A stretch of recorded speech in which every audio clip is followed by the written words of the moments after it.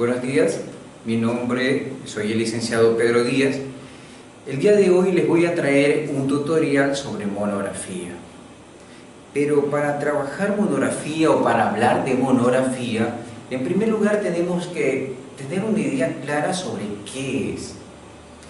Ustedes saben que en los actuales momentos en el bachillerato se exige la constitución de la monografía como requisito para el grado.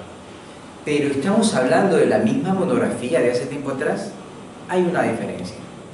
Antiguamente se hacía una investigación, una estructura de proyecto, y eso me permitía demostrar lo que he investigado y lo que conocía. Pero aquí viene la innovación de lo que plantean los parámetros actuales. Se pretende que el estudiante construya su tema, fabrique su hipótesis y a partir de eso él pueda investigar, corroborar, sostener y demostrar que esa idea que está planteando es aquella que puede tener factibilidad a través de su trabajo monográfico. Bien, entonces queda claro un punto, partamos de esto. Monografía es un tema que no lo voy a encontrar en un texto, que no está en las redes, debemos cuidarnos mucho del plagio. Citar correctamente fuentes, indicar de dónde sacamos, el parafraseo debe ser puntual. Y el tema debe ser novedoso. No puede tratarse sobre un tema que ya haya sido fundamentado. Para ello, el día de hoy iniciaremos con el punto básico, una estructura elemental sobre la monografía. Vamos a iniciar con el título, ¿no? Como les había indicado. El actual trabajo monográfico posee una extensión aproximadamente de 4.000 a 8.000 palabras. Esto equivale de 20 a 40 hojas. Claro, en esa extensión debo considerar la introducción, la sección principal, que es la más extensa, donde debe de desarrollarse propiamente el tema, y la conclusión. Ahora, para desarrollar este trabajo existen pasos, procesos, donde debemos irlos cumpliendo de acuerdo a una estructura. A lo largo del desarrollo de este tutorial, vamos a ir desarrollando cada uno de estos puntos. Por hoy los vamos a enunciar para tener una visión de qué debe tener mi monografía. En primer plano, tengo la portada. Obviamente se recomienda que institucionalmente se maneje una portada, el tipo de estructura, la uniformidad en los trabajos. La dedicatoria, no se le pone mínimo de palabras, pero para que todos lleven un mismo rango se les podría mencionar 100, 200, sería lo correcto. Hablemos del resumen. Un mínimo, un aproximado, 300 palabras. Que no se exceda, que no disminuye, pero debemos de tomar en cuenta, este no suma en las 4.000 u 8.000 palabras. ¿Por qué no suma? Porque es un resumen de lo que ya he dicho, analizado y enfocado. Es como decirlo dos veces. Por ende, debe tener una visión bien clara de la importancia del tema, los principales puntos que se trabajaron y a qué conclusión se llegó. El objetivo de encontrar el resumen al inicio del trabajo es para que el evaluador o la persona que tenga acceso a la monografía visualice cuáles son los procesos, qué tipo de instrucciones y qué permitió llegar a una conclusión. Como tengo la información, paso a lo siguiente. Un índice que me hace una referencia numerada a partir de cada uno de los conceptos, componentes que van estructurando mi información, mi base informativa, mi marco teórico, ¿no? Paso inmediatamente a la introducción. Es aconsejable que los aspectos enunciados anteriormente vayan en números romanos, pero a partir de aquí en números naturales, debido a que la reorganización de los temas tendrían una mejor secuenciación y se dividirían por fase, de una manera más organizativa. Ahora, el índice debe ser muy claro, abarcar con mucho cuidado todos los principios y conceptos que se están dando. Partimos a la introducción. Se recomienda un promedio de 300 palabras. Para algunos es muy corto, para otros muy largo.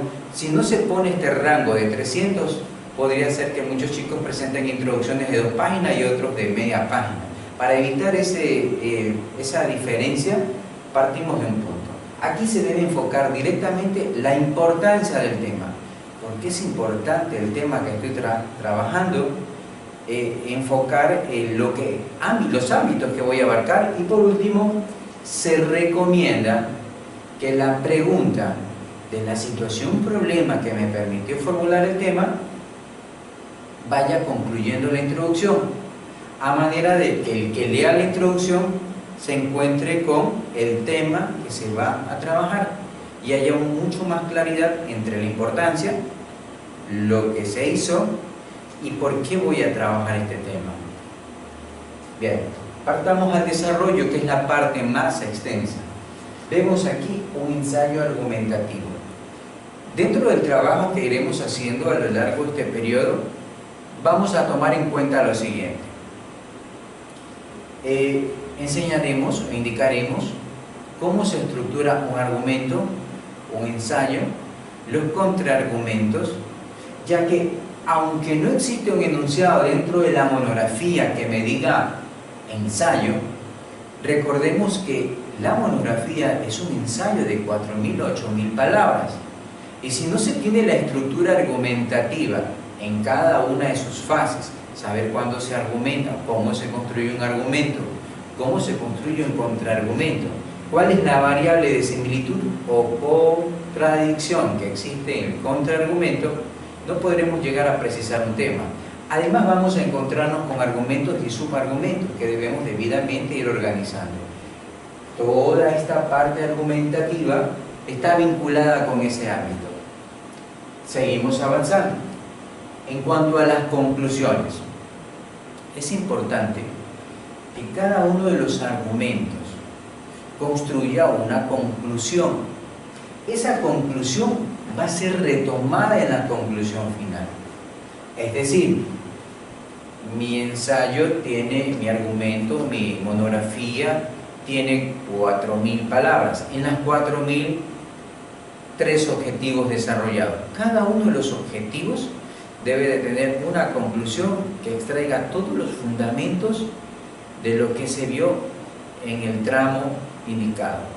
De esa manera, cuando llego a la conclusión, tengo aproximadamente 3 tipos de conclusiones, entre argumentos y contraargumentos. Dependiendo del trabajo, esto se va a extender o se va a precisar.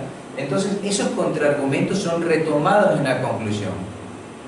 Por esto y por esto.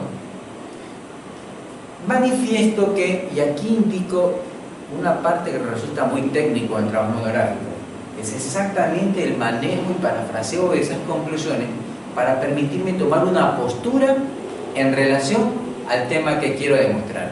Una vez que tengo la postura, sostengo mi tema inicial de monografía.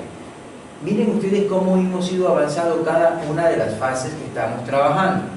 Ahora, tengo los apéndices, que sería adicional.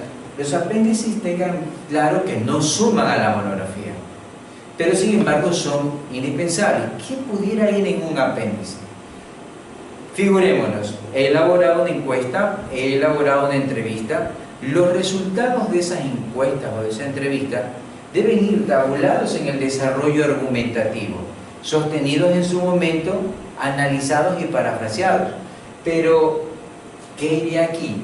Netamente el formato de encuesta, el tipo de entrevista con sus respectivas respuestas, e incluso fotos, y de hacer experimentos hasta podría plantearse las gráficas que se consideran complementarias, porque de existir alguna elemental que se ha explicado a lo largo del desarrollo monográfico, entonces esa sí tendría que ir allá.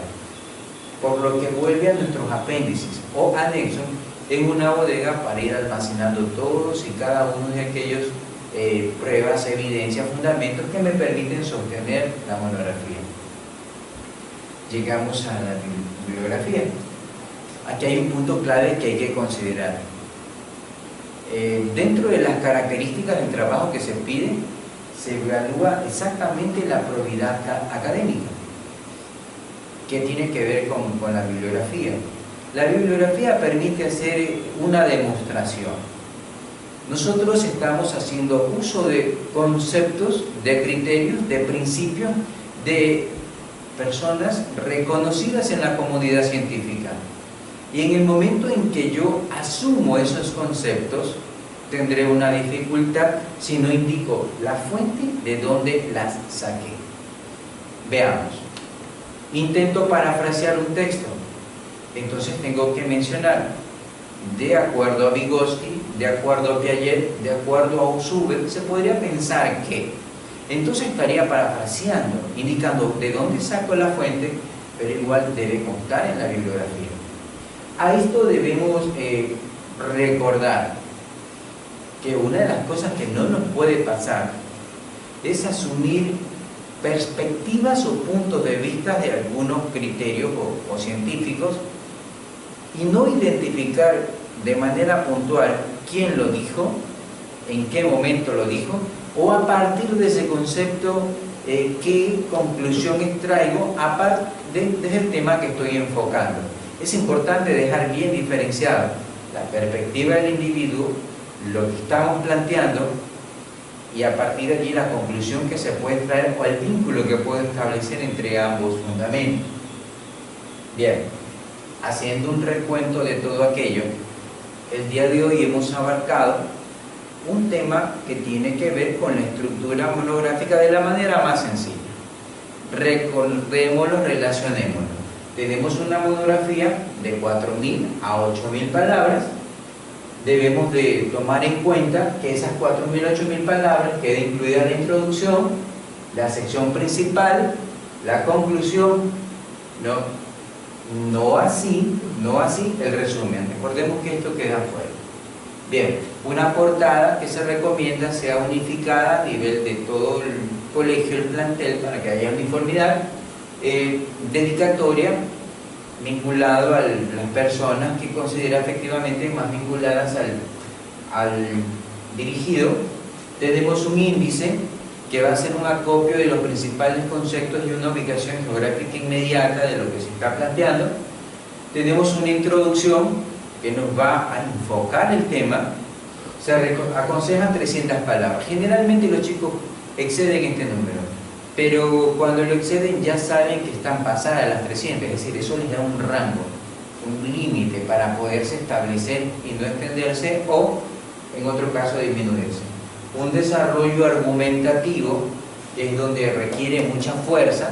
Si no se sabe hacer ensayos, difícilmente se podrá establecer una monografía. Recordemos que el trabajo investigativo proporciona las evidencias para construir los argumentos. Es decir, serán unos argumentos mucho más extensos, pero deberá ir en cada uno de ellos el autor de conocimiento, es decir, el análisis de los estudiantes aplicado en cada una de las fases investigativas que ha ido enlazando. La conclusión, que es la reconstrucción de todas las posturas y la justificación por qué el tema que estoy planteando es factible. Unos apéndices que me permiten hacer acopio de las evidencias vinculadas, no van a sumar a las 4.000 o 8.000 palabras, están fuera, y esto a su vez va a hacer que mi monografía se vea mucho más sostenida, mucho más desarrollada, expuesta y evidenciada. Y por último, unas fuentes bibliográficas que son netamente el sostenimiento, la legalización. Y aquí vale la pena hacer una aclaración a los chicos. Muchas veces ellos formulan análisis a partir de los elementos que han investigado y es muy bueno. Entonces sostienen, bueno, mister, yo lo hice, pero aquí viene el punto. Recordemos que todo el conocimiento que hemos adquirido de alguna u otra manera viene dado de generación y armado por criterios. Esos criterios deben ser respetados acá para poder entender que mi monografía cumple con todos los rangos, es totalmente válida y no va a ser penalizada por probidad académica. De mi parte, muchas gracias, espero haberlos ayudado.